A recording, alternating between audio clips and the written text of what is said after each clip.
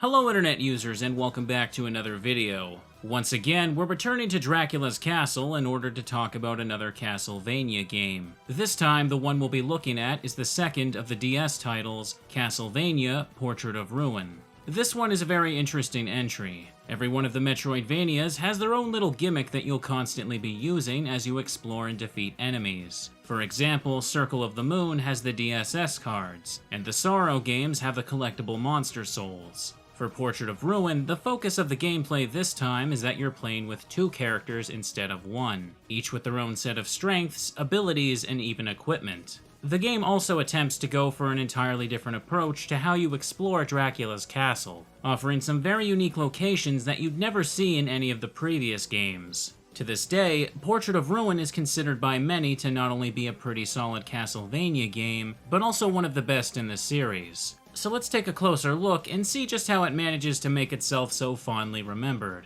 The game begins with a brief intro establishing the setting. The year is 1944. During the Second World War, all the suffering and despair in the world has once again summoned Dracula's castle back to the Earth. There are two people that have set out to defeat Dracula this time, a young man named Jonathan Morris and a young woman named Charlotte Allen. Being a member of the Morris family, Jonathan is the current successor to the legendary whip, the Vampire Killer. However, it's quickly revealed that he is unable to make use of its power. Despite this though, he's very confident that he can still defeat Dracula. Charlotte is the childhood friend of Jonathan that's here to assist him. She also apparently has a reputation for being a powerful magician despite her age. By the way, if it's not obvious by the year this game takes place, Jonathan is actually the son of John Morris, one of the protagonists from Castlevania Bloodlines. Although Bloodlines was a stage-based Castlevania game with very little emphasis on story, Portrait of Ruin is actually a follow-up to the events of that game. Anyways, getting to the actual gameplay, like I said earlier, what sets Portrait of Ruin apart from the rest of the handheld Castlevanias is its focus on using two characters. By pressing the X button while on the ground, the player can quickly swap between Jonathan and Charlotte. Each of them have their own stats and playstyles, but at all times, both will share the same HP and MP. Jonathan plays the most like a traditional Castlevania protagonist. His ability slots are similar to the usual set of sub-weapons that have been seen throughout the series. Depending on what you have equipped, pressing up and Y can have him throwing things like knives and axes. And although his starting weapon is a whip, like Soma could in the previous game, Jonathan can pick up and use several different weapons like short swords, claymores, and spears. Charlotte is a character who is more centered around using magic. She can only pick up a few different weapons in the game for her standard attacks. All of these are magic books that have an interesting look to their animations when used. For example, when she uses one of the Tome of Arms, she'll attack by opening the book and having weapons shoot out of it. These attacks aren't very good though. What you obviously would want to use the magic user for is her spells. These are done by pressing up and Y. You can also hold down the input for her to charge, which will unleash a stronger version of the attack. Throughout the castle, you can find quite a few different spells for her. There is the standard stuff like Fire, Pillars of Ice, and Gusts of Wind, but there are also ones that can temporarily buff certain stats. Whether it's Jonathan or Charlotte though, most of their combat skills can be obtained as enemy drops. This is essentially the same idea as Soma's Soul gameplay, except here it's a bit more limited with the types of abilities you can obtain. Not only that, but not every single enemy is able to drop a skill or spell this time either. Something else that you can also do while fighting is press the A button to summon the second character to attack with you. While in this follow state, if this character gets hit, instead of losing HP, you'll lose MP instead. If your MP gets entirely drained this way, then the character will be stunned and unable to help you for a moment. By summoning the other character, you can do a lot of extra damage, but if you're not careful, then you won't be able to keep throwing out your strongest attacks. MP recharges on its own over time, but it's easy to quickly use it all up, even when you're not calling out the second character. By the way, a little bit into the game, you'll unlock the ability to use the R button to call the other character in for an assist. They'll pop in just for a second to use whatever ability has been set to up and Y. However, you can't charge any of Charlotte's spells when they're used this way. And finally, by pressing up and X, both characters will unleash a full screen attack that does a huge amount of damage. This action uses up a large amount of MP, and you can quickly tell if you have enough by checking to see if the meter is flashing. You may have also noticed that some of these multi-character mechanics were actually present in Dawn of Sorrow.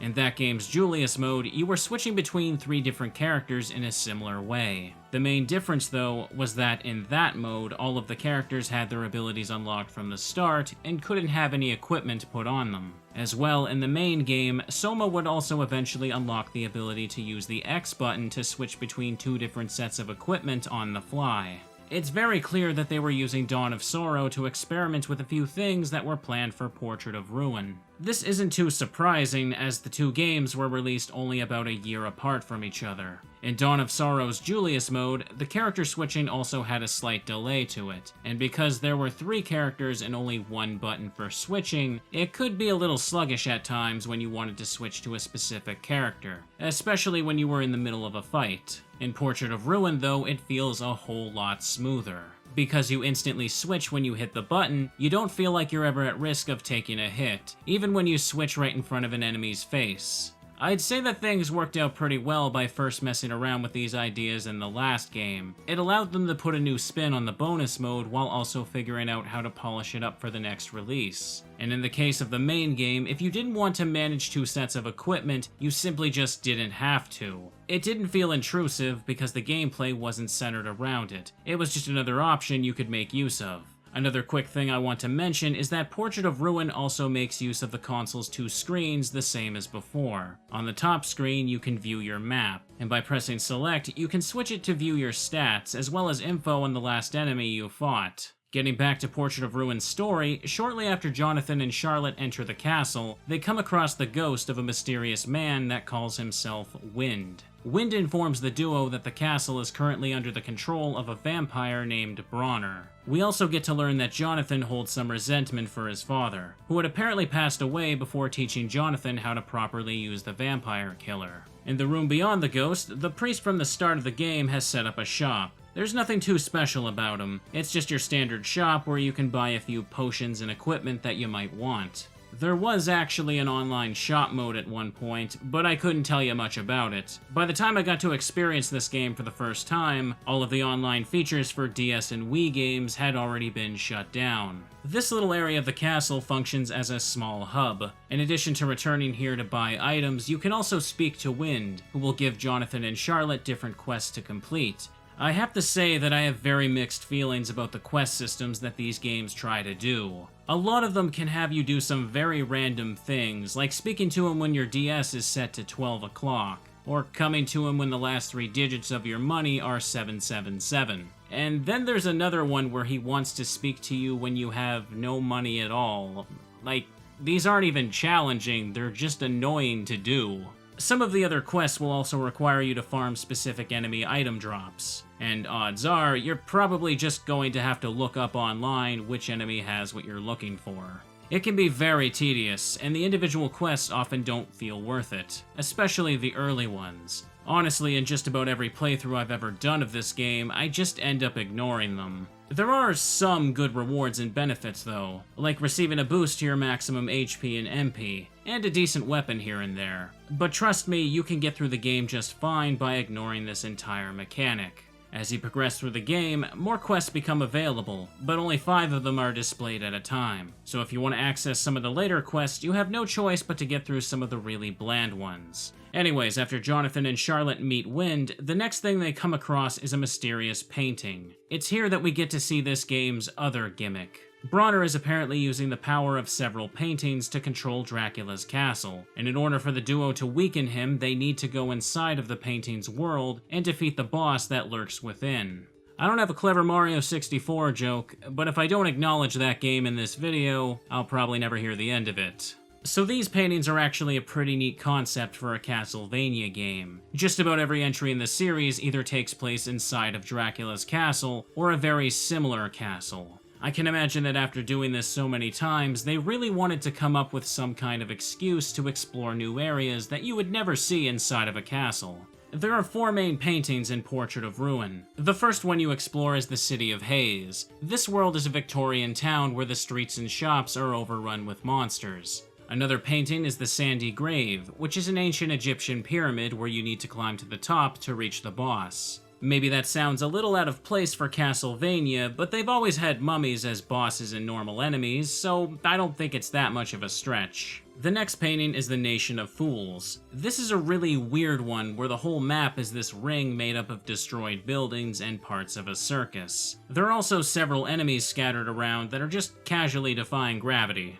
I feel like this entire world is meant to be some kind of reference, but I couldn't tell you what for. The fourth painting is the Forest of Doom. Well, it's called a forest, but in reality you're mainly just going through these buildings that appear to be some kind of school for witches. These 4 areas all offer a good amount of visual variety, and they also sort of carry on the spirit of Castlevania Bloodlines. In that game, Dracula's Castle was only the first stage. Every one of them after that was an entirely different location, like the Lost City of Atlantis or the Palace of Versailles. For Portrait of Ruin, it seems like they wanted to recapture the idea of visiting unique places, this time in a Metroidvania-styled title. However, there are some things about this that I have some issues with. The first thing that I'd say I dislike is how they're only connected to the castle by a single entrance. When I was first getting into the Metroidvania genre, one of the things I really liked about their design is how you could discover different ways to access an area. As you collected more abilities, you could explore further, and sometimes come across a new section of a place you've previously been to. In Portrait of Ruin, the painting worlds aren't exactly linear, but they are very straightforward. Once you enter, it's not much of a hassle at all to reach the boss. And going out of your way to explore doesn't feel nearly as rewarding as other Castlevania games. As someone that really enjoys checking out every inch of the map, I felt kinda disappointed by this choice. Because the devs decided that there can only be the one exit within the paintings, they really limited what the player can find by looking around. They did bring back the potions that increase HP and MP, but it feels like most of those were hidden behind secret walls here. 9 times out of 10, if you decide to backtrack to the small paths you ignored earlier, you're just gonna find lots of weapons or equipment. Maybe that doesn't sound so bad, but I found that most of the time, the stuff you find is not nearly as good as the stuff you're already using. This has always been a recurring gripe of mine in this series, but I think it's really highlighted in Portrait of Ruin, since there are 2 characters that have their own exclusive list of things they can equip. I also think that Dracula's castle itself suffers a bit because of the paintings. Naturally, because of how these worlds are implemented, this castle is much, much smaller than the Dracula's castle in other games. Usually when you finish a painting, you'll gain a new ability that lets you go a bit further through the castle, so you can reach the next one. Now, it really pains me to say this because I love so much of the music that plays throughout it, but unfortunately, I don't think the castle in this game is very interesting. Don't get me wrong, it's not bad by any means, but all of its areas feel very standard and don't have nearly as much imagination as what I'm used to seeing. I get the impression that they were so satisfied with the concept of the paintings that they didn't think they needed to do as much with the castle this time around. As well, like the paintings, the castle, while not exactly linear, is much more straightforward to get through. There is an area early on called the Buried Chamber. The first time you visit it, you can actually do everything there is to do here with your current abilities, and then there is never any reason to return. I always forget this part is even in the game because they didn't even try to do much with it. To clarify, I'm not trying to say the design choice of the paintings makes the game bad, but for me personally, it feels like they sacrifice too much in order to make it work. Overall, it doesn't feel like you're encouraged to explore as much as you would in any of the other games, and that's a pretty big letdown for me. As Jonathan and Charlotte continue to go through the castle, they'll come across a few antagonists. The first they'll meet is these vampire sisters, Stella and Loretta. They introduce themselves as Bronner's daughters, and often show up to taunt the duo and occasionally fight them. Another character they'll meet is Death himself. Death was actually unaware that Bronner has control of the castle, and once he learns this, he sets out to defeat him as well. He will also have to be battled as a boss later on. Speaking of which, next let's talk about something that I think Portrait of Ruin does very well, the boss fights. One thing that's always been consistently great about Castlevania is its bosses. This is where they go all out and throw their most creative and grotesque monsters at you. You've got things like the Dullahan, which can actually be fairly challenging for only being the first boss. There's the Behemoth, which you first get to see when it chases you through the castle's entrance. Another fun boss is this Witch's Cauldron. It has this demonic-looking slime pop out to attack the player. A really nice touch here is how when you defeat it, the cauldron breaks apart, and you can see what appears to be a witch's outfit on the ground, implying that this monster had devoured its creator before you arrived. There is also a fight that really takes advantage of the two-character mechanic. At the top of the pyramid, you have to fight Astarte. She is able to use an attack that charms Jonathan into fighting for her if he gets hit. However, she also has resistance to Charlotte's magic attacks, so you have to be very careful here. If you rush in as Jonathan to deal the most damage, you risk making the fight much harder on yourself. Overall, I'd say that most of the boss fights here offer a good variety and a decent challenge. It's definitely one of my favorite aspects of the game, and I'd call it a good step forward. And by far, the best part is that there's no magic seals at all. If there was one thing I hated about Dawn of Sorrow, it was that unnecessary touchscreen gimmick you were forced to use. Thank goodness they wised up for this game and got rid of them altogether. Anyways, at some point during their adventure, Stella will appear, this time wanting to fight Jonathan and Charlotte. Once she is defeated, she will drop something during her escape. A locket that shows a picture of the girls with Wind. Confused, the pair return to Wind to learn the full story. Wind reveals that the vampire sisters are in fact his own daughters, that have been cursed and taken by Bronner. Not only that, but he also reveals himself to be Eric Lacard, one of the heroes from Castlevania Bloodlines. He also explains to Jonathan the truth about his father's death. Although related to the Belmont family, the Morris family are not truly meant to wield the vampire killer the same way they did. Because of this, John's use of the whip took its toll on his body, eventually killing him sometime after he and Eric defeated Dracula. So John's reason for not teaching Jonathan how to use the whip was because he wanted him to have the skills to not have to rely on its power. So as you might have guessed, since Eric's daughters are being controlled by Bronner, then there must be something you can do to save them. But before that, there is still a bit to go through and talk about in this game. Portrait of Ruin is a game that gives you a lot of options for dealing with enemies. With so many skills to collect and use, you can mix up your strategies when using the two-character mechanic. Personally though, I found that Jonathan is the character I'm always mainly using. Because the best thing Charlotte can use is her spells, most of the time I'm only calling in Charlotte for her assist attack. Overall, Jonathan just has access to way more things than Charlotte. By the end of the game, she'll only have a small list of books to equip, but Jonathan will have so many more weapons that it's not even funny.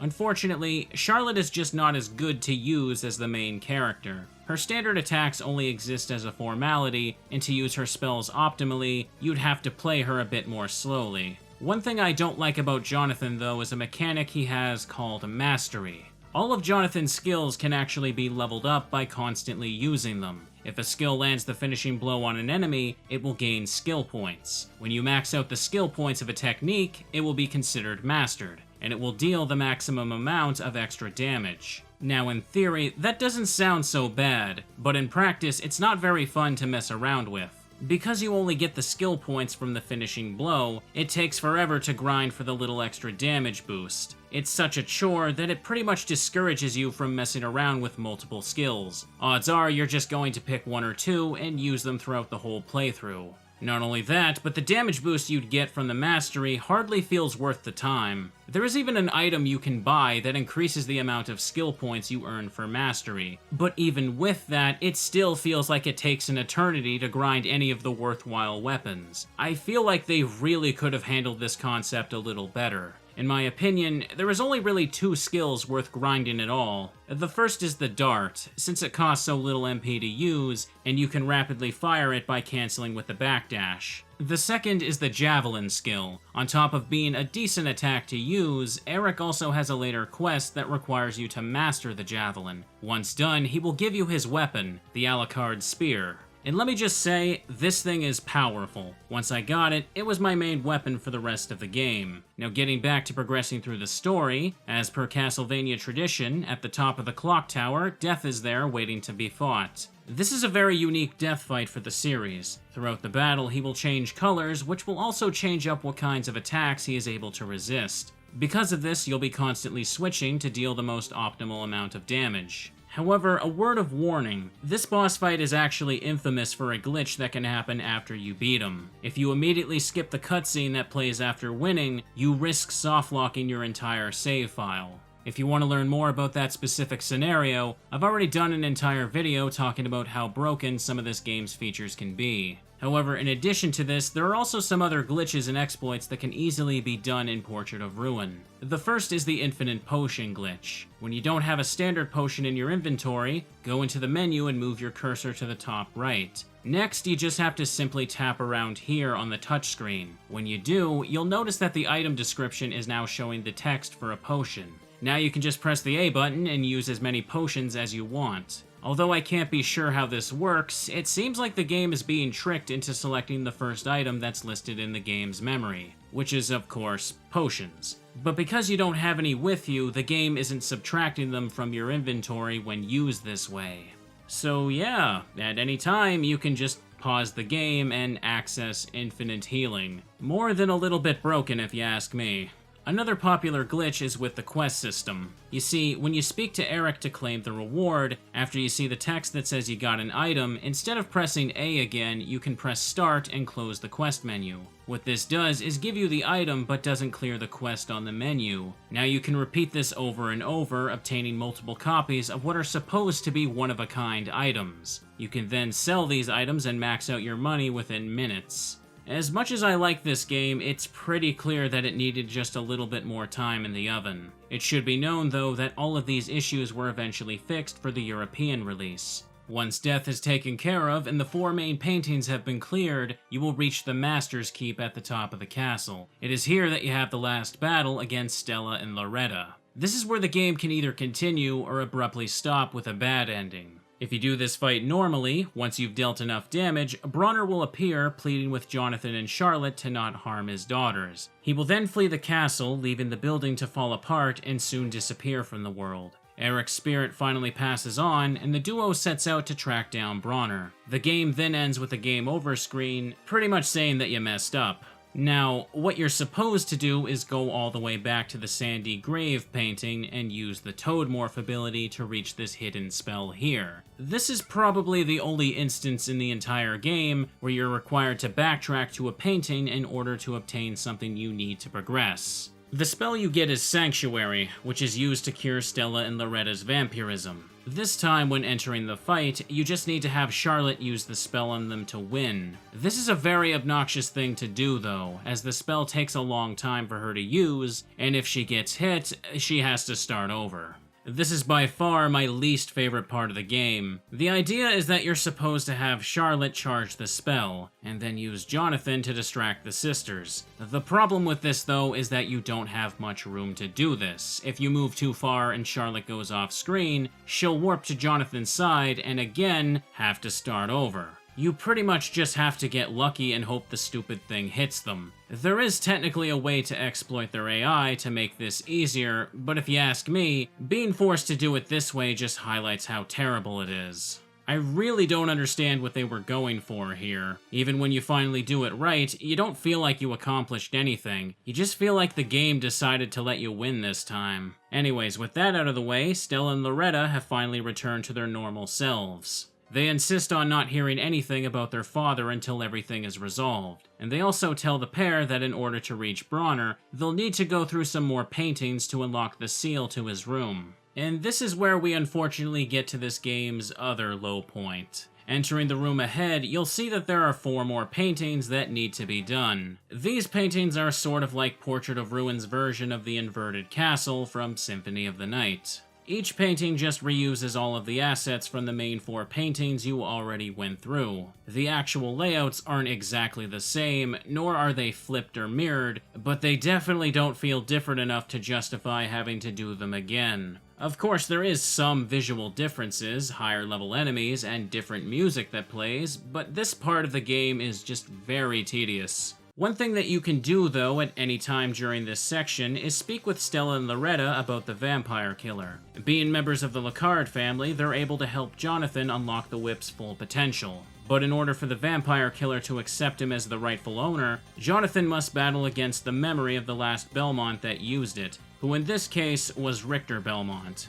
Once again, this is a pretty good boss battle. It even gives us a little remix of Richter's theme. However, Charlotte is unable to be used at all for this, and Jonathan has to do it by himself. This fight is entirely optional, but if you can beat him, the vampire killer will turn into one of the game's strongest weapons, and you'll likely forget about equipping anything else. Well, at least that's what I'd normally do, but in my most recent playthrough I did for this video, I finally discovered just how good the Alucard spear is, so I'm just using that instead. So getting back to the 4 new paintings, there really isn't a whole lot else to say about them. To be honest, on my very first playthrough when I got to this part, I was just rolling my eyes. You know what you need to do, go through each one and beat the boss at the end. Like Symphony of the Night's Inverted Castle though, all of the bosses are based on classic monsters. You've got Medusa, Frankenstein's monster, a mummy, and the Wolfman.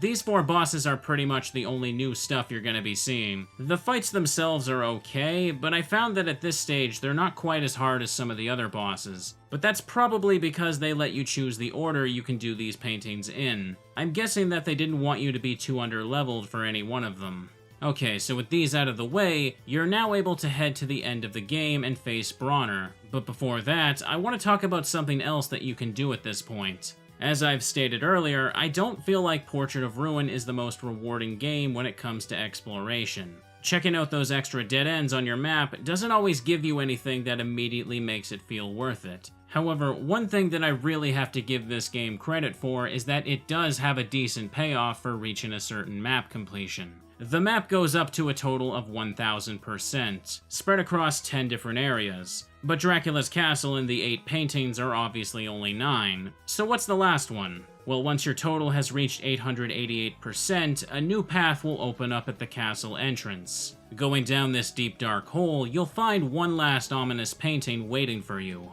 This area is known as the Nest of Evil, and it's essentially just a long winding path full of really strong enemies. The doors shut behind you as you proceed, and you'll need to go a certain amount of rooms before you'll have access to saving and healing again. There are also boss fights at the end of each section. A good amount of the bosses from Dawn of Sorrow are recycled here, which I don't mind too much since this is meant to be a bonus area.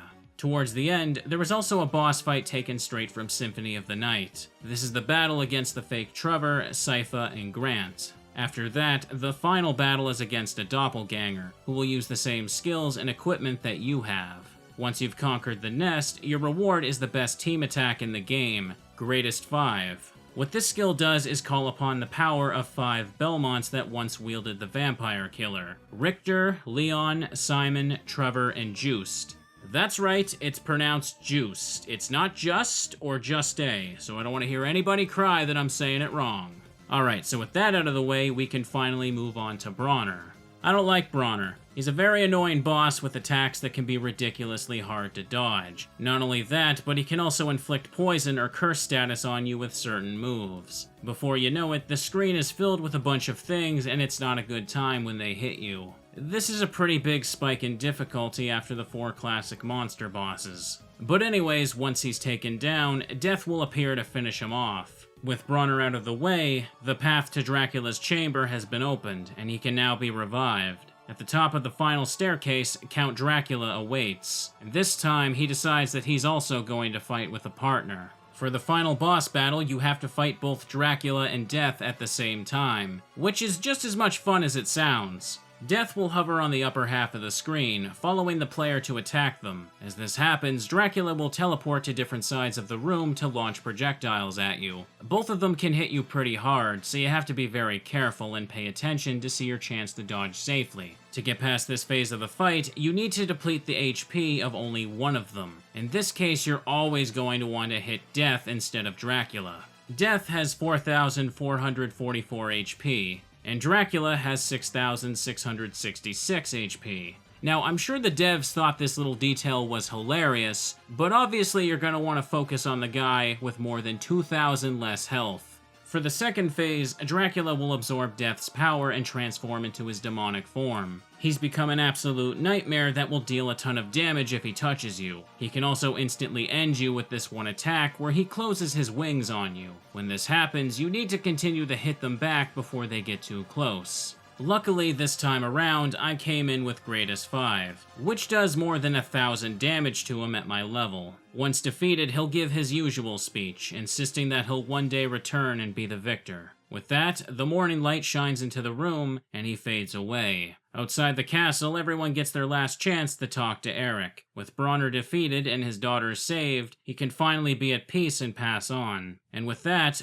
Portrait of Ruin has come to an end. However, there is even more content to be found after completing the main game. As per tradition, there is a bonus mode that allows you to play through again with a different character, while also removing some of the RPG elements. Richter mode allows you to play as both Richter and Maria from Rondo of Blood. It's a fun mode that starts you off with all your movement abilities unlocked, so you can go wherever you want in the castle right from the beginning. It's not for everyone, but I certainly enjoyed beating the game again this way. The other bonus mode you unlock is Sisters mode. This mode is actually a prequel to the main story, and has Stella and Loretta arriving at the castle searching for their father. Not gonna lie, I really didn't care for this one very much. Everything is mainly controlled by touchscreen here, and well, do I really need to say more than that? Apparently this mode only lets you play up to Bronner's room before it ends, although I heard it's possible to glitch your way into the fight against Dracula and Death. I respect that they wanted to give this even more replayability than just Richter mode, but Sisters mode is definitely not for me.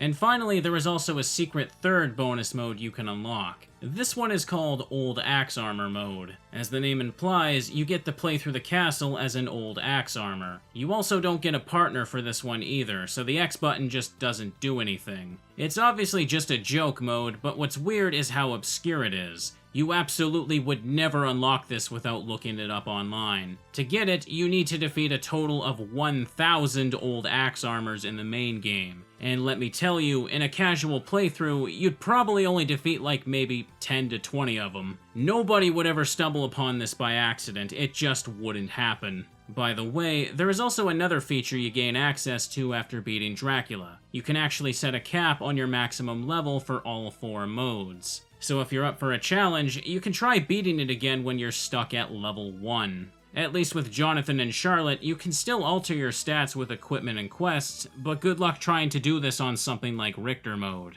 And that was Castlevania Portrait of Ruin. Overall, I definitely agree that it's a solid entry into the series. It really manages to improve on the combat and boss fights, giving you some room to experiment while also keeping a decent balance of difficulty. However, I think that in its efforts to be a bit more unique, it loses some of the charm of its exploration. Rather than spreading out a lot of worthwhile rewards, it instead saves a major one for the very end after you've combed the entire map.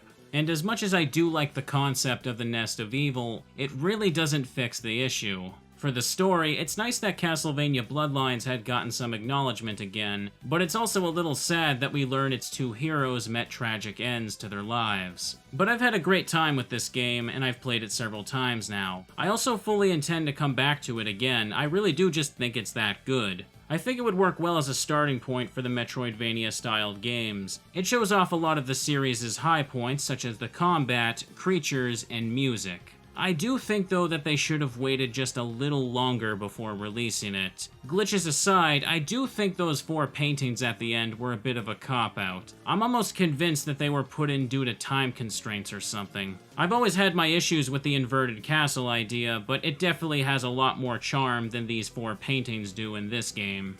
If they wanted to reuse some assets, sure, whatever, but I think they could have been a bit more creative with how they did it. Despite its flaws, though, Portrait of Ruin has definitely grown on me as one of my favorites. I'd highly recommend it. And that's gonna be it for this video. My name is Pikasprey, and thanks for watching.